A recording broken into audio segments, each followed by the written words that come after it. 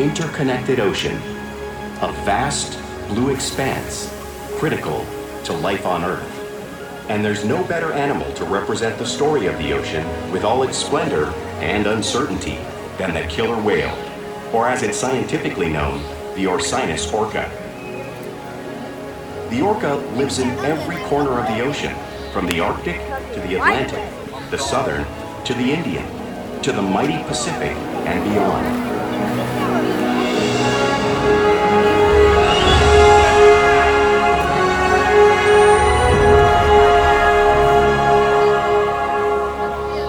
This whale's story is the ocean's story, and it is one we all share.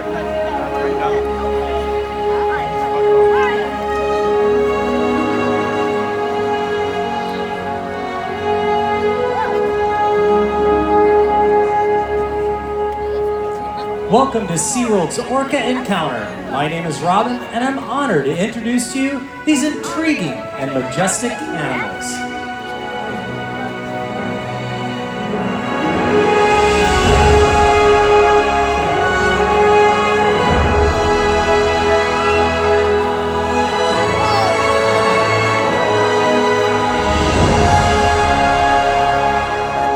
There's nothing like seeing a killer whale up close and learning about them and their natural behavior. We hope this orca encounter will leave you with a better understanding of these magnificent creatures and all they represent.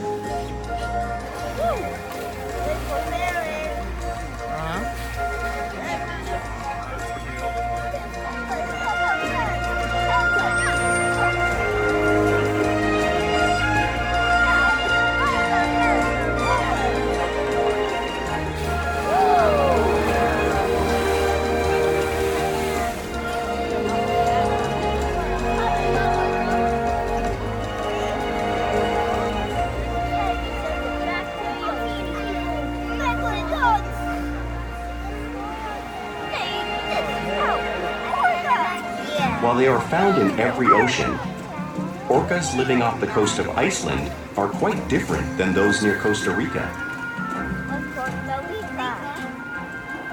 In fact, there are at least 10 types or ecotypes of killer whales. An ecotype describes the differences between killer whales' size, physical form, prey, social structure, and habitat. As you can see, the differences are subtle, but noticeable when compared side by side. Orcas are adapted perfectly to their environments. And even the whale's black and white coloration has a purpose. It camouflages the outline of their bodies in the water, making it easier for them to surprise and catch their prey.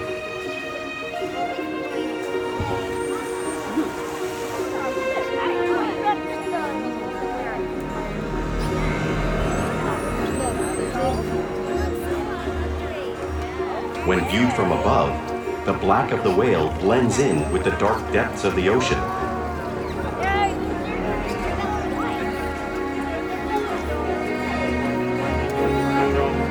When viewed from below, the orca's white bellies match the brighter surface of the water, blending with the light above, giving them the perfect camouflage.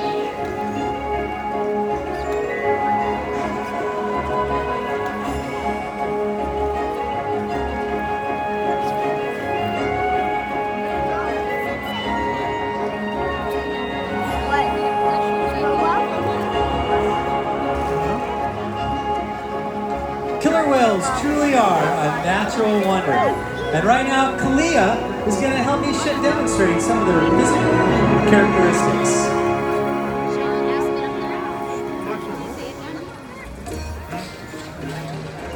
Their blowhole is perfectly designed for a quick breath at the surface. Even the location of their eyes works to their advantage. It looks as if the eye is located in the white oval area, but that's just a visual distraction. The eye is actually located in the black area right in front of that white oval, camouflage from thrashing prey. The fin on their back is called a dorsal fin and helps to stabilize the orcas while swimming fast. And it also actually helps regulate body temperature. The flippers on the side of the body are called pectoral flippers and are mainly used for stopping and steering. If you were to look at an x-ray of one of these flippers, you'd see in it that it has a 5-digit bony structure similar to the human hand.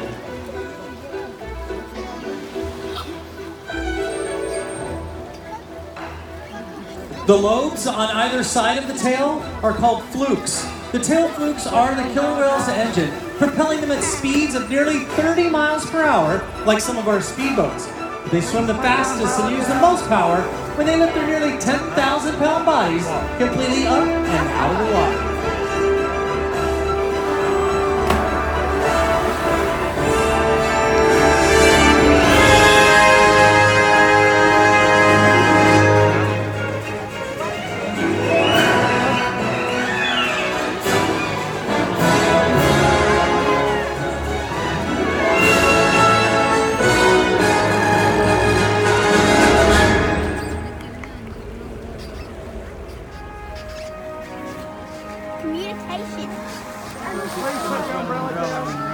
Killer whales are highly social animals with a well-defined social structure. An orca pod is always led by a female.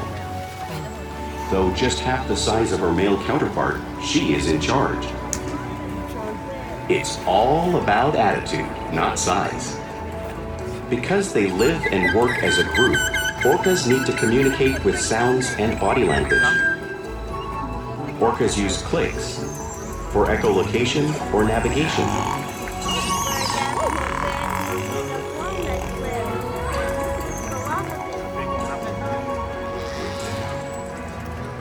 Whistles to socialize in the pod. And calls for group coordination and hunting. There's a section of TV about.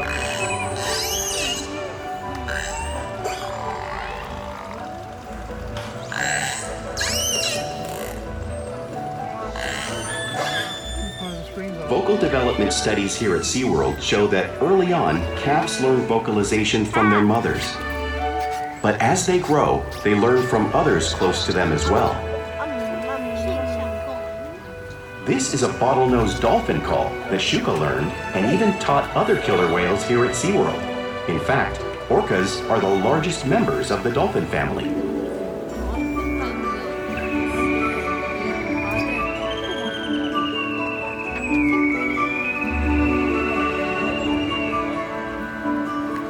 Whales here and in the wild use vocalization to communicate all the time. Like all animals, killer whales also use body language as a form of communication. For example, a pectoral slap is used to show dominance and to help them get noticed. A mother may even use a pectoral slap to help get her calf's attention.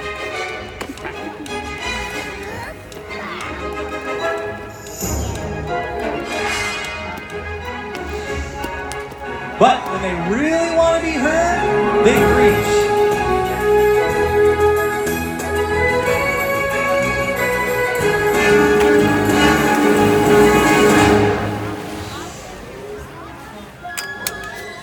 Spy hopping is how killer whales coordinate and get a better view of their surroundings while they hunt. I was surprised.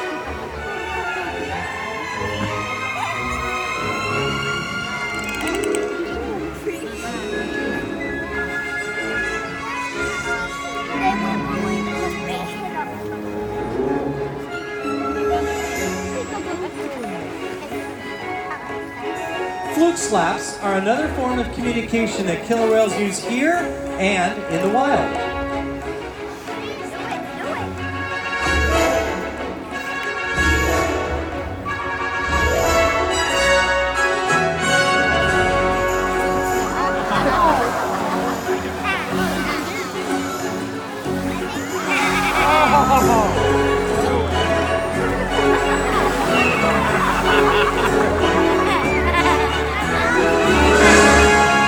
As you can see, killer whales are great communicators, so it's no wonder they're at the top of the ocean's food chain.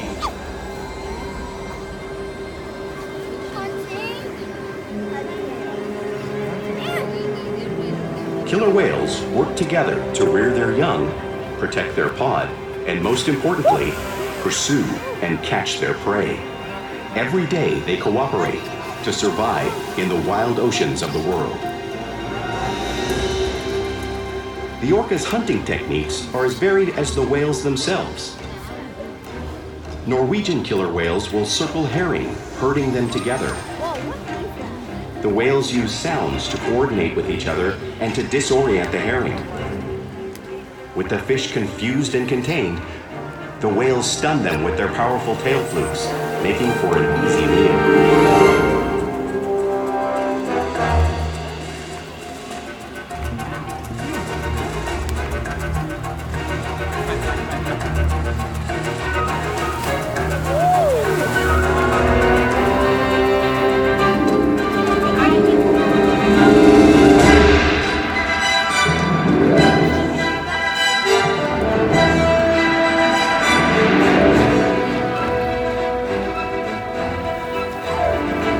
Whales in the southern hemisphere have learned how to capture sea lions by pulling them right off the beach. Watch as one of our whales demonstrates a similar behavior right here.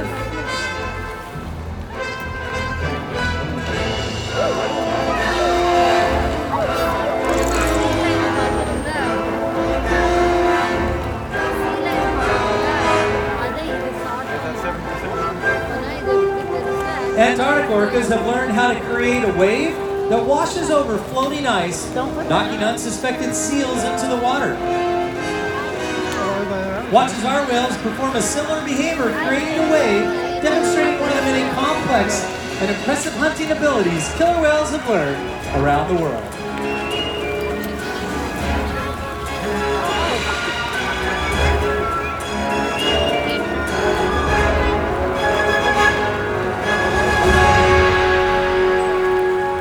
Now you just saw that the whales can create a wave, but they can create a much larger one that crashes over the front. And you really can't appreciate the amount of water that's displaced until you experience it firsthand. Are you helping us out today? Come on down here. I see you're already dressed in your poncho. It's a good thing since it's raining a little bit. Have you ever felt a wave from this before? Okay, take a seat right here. Yep, there's a handle right there. You might even want to cover your head with that hood if you want. That's up to you. So the whales can do this a lot of different ways. Let's see which way we chose. Looks like Shuka, a 5,000-pound female, is coming by. And she is going to create a pretty large wave. Watch this, guys. Woo! There we go. That was a big wave. How was that? Pretty powerful, isn't it? Come on. How about a nice round of applause for a volunteer? Thank you for helping us demonstrate that.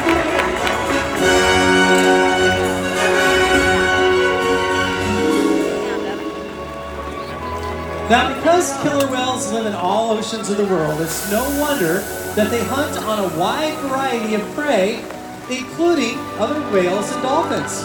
As you watch the screen right now, you're going to see a blue whale appear, and it's going to grow to actual size. Blue whales are gigantic. They're actually 5 times longer and 50 times heavier than our whales. So, how does a whale the size of a killer whale hunt a whale like that? Well, it's only possible because killer whales are the ultimate team player.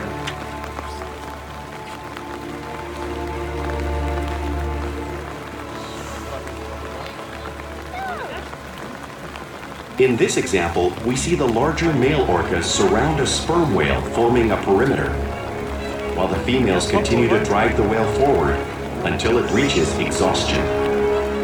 The calves then move in to join the adults in the group. Whatever their prey, killer whales always cooperate and hunt together, making them a highly successful predator.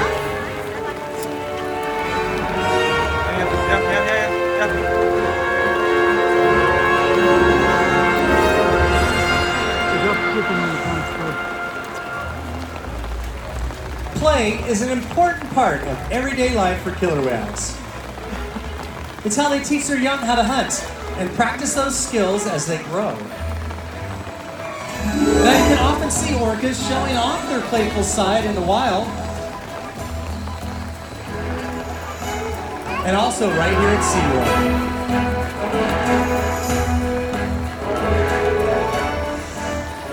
Porpoising is when killer whales swim fast in the surface, breaking out of the water briefly.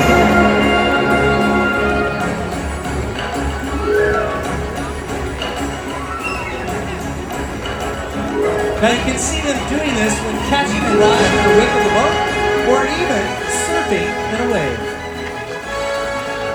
Surfing wave, look at that.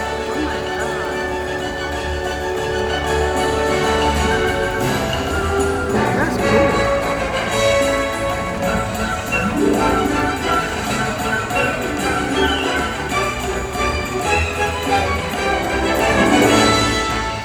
Orcas like to be touched and will often rub their bellies on rocks when they can.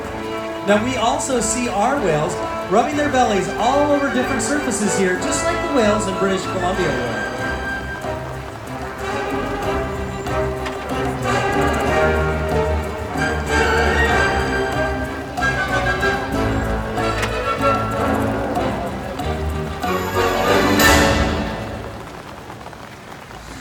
You can also see killer whales mimicking each other in the wild.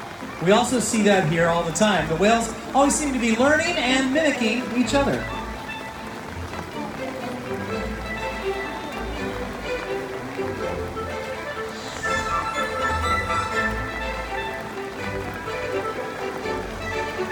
This guy's gotten really good.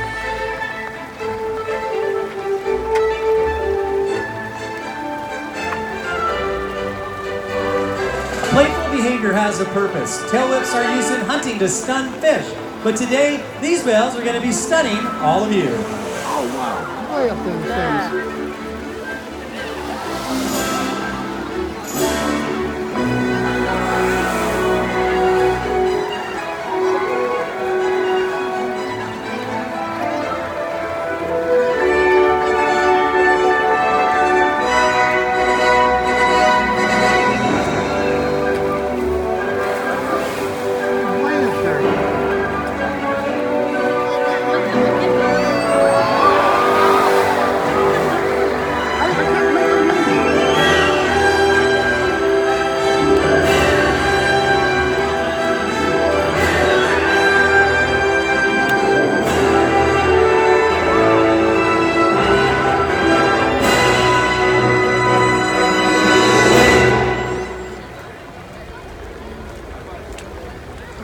You know, we interact with these whales all day, every day, sharing trusted relationships that help us provide optimal health care, research, and quality of life.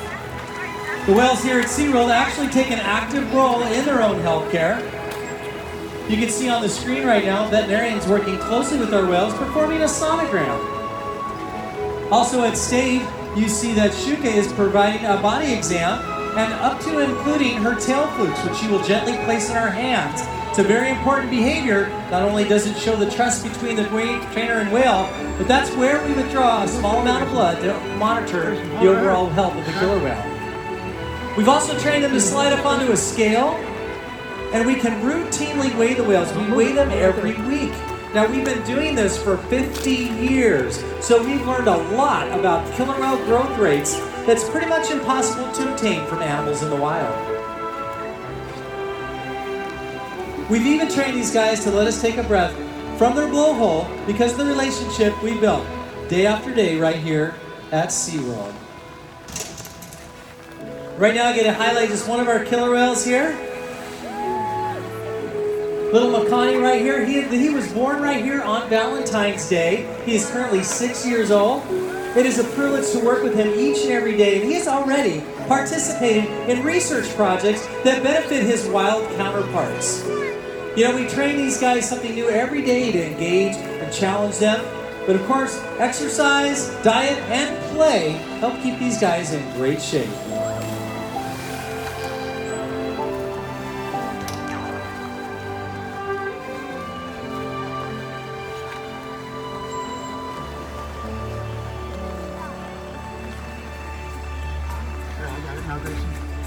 The whales here at SeaWorld have helped killer whales in the wild by participating in many research studies. One ongoing study monitors the whale's heart rate and breathing to understand how marine noise pollution from ship engines and other sources affect wild populations. In another study, scientists from NOAA the National Oceanic and Atmospheric Administration took measurements of the killer whales living here, including pregnant whales. By comparing these measurements with drone footage of killer whales in the wild, scientists are able to monitor the wild population's nutritional and reproductive states. Other research has been done here at SeaWorld on the mother whale's milk composition. This research will help create an effective model to understand how toxins in the ocean impact wild killer whales and their milk supply. What we learn from the whales in our care every day is actively helping whales in the wild survive. And just by being here today, you've supported our rescue, research, and conservation efforts all around the world. If we work together, like the killer whale, we can protect the future of the Orcinus orca and this beautiful planet that we all share.